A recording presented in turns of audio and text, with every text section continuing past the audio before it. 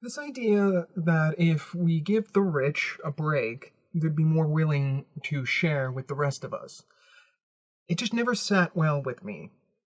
Because the way I see it is that in a world where you can get by very comfortably on $250,000 annually, you would think someone making $500,000 annually would just be more generous with their money, as you can get all that you need to get by with half of what they have. So the idea that if we give them a tax break and let them keep even more of their money, they're going to be somehow now more generous just doesn't quite add up in my head. Like, I could understand the argument if you see people who are earning annual salaries of $1 million a year are continuously and habitually just giving money away to every charity that comes by and just willing to pay all the taxes because this is acts of a charitable person, not the acts of someone who just wants to acquire wealth for themselves.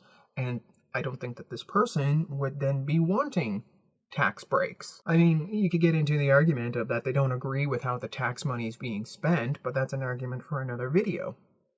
And I just really wish that the majority of us would stop being so afraid of the super wealthy. So fearful that if we tax the rich business person or tax the super conglomerate corporation, that our economies are going to just are going to crumble and fall and we'll be left in destitution without them. But I think it's incredibly naive to think that we're not going to be able to find someone who's willing to run Rogers Communications for an annual salary of $250,000 a year, and also be able to do it well. Like, do you honestly think that there isn't a person out there willing to take on the challenge of running TD Canada Trust for less than $1 million a year? I believe there is. And then as far as the businesses are concerned, so what if Walmart pulls out of Canada? Sure, they give us plenty of jobs, but are we so sure that someone else isn't going to open up a clothing store? Are we so sure that someone else isn't going to open up a grocery store? Because these major conglomerate corporations do nothing for our local economies, do nothing for regional economies, and do very little for our national economies. Like, we simply just don't need Tim Hortons in Canada. We need a coffee shop in our town because we all love coffee. But we don't need Tim Hortons to have coffee shops. We don't need Tim Hortons to have drive-thrus at the coffee shops. Yeah, so I don't understand why we don't focus the tax breaks and the incentives on small and medium-sized local and regional businesses that can work together to provide us with the goods and services we need.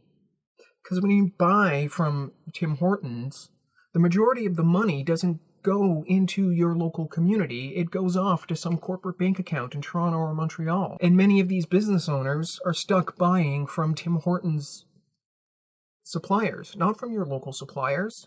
And like you take McDonald's. Sure, they're buying Canadian beef, but it's from Mega Ranch out in Alberta. It's not from the rancher, that just lives outside of town. The buns they get is from some factory in Halifax. It's not from the baker on the main street. So the money just completely evaporates out of our local economies when we shop at these places. And I mean, and the only reason that they do this and buy from these singular sources is so the McDonald's burger you buy in Kingston is the same McDonald's burger you buy in Comox. But do you really need that level of uniformity in a hamburger? I mean, if you think about it, if the bun for the hamburger you buy at your local burger shop isn't that particularly good, and if they buy it from the baker that's on Main Street, you could just walk down to the baker on Main Street and say, hey, your recipe's a little mealy. You might want to kind of change it up a bit. So we need to stop being so afraid that we're going to be screwed without these corporations. We can get by just fine.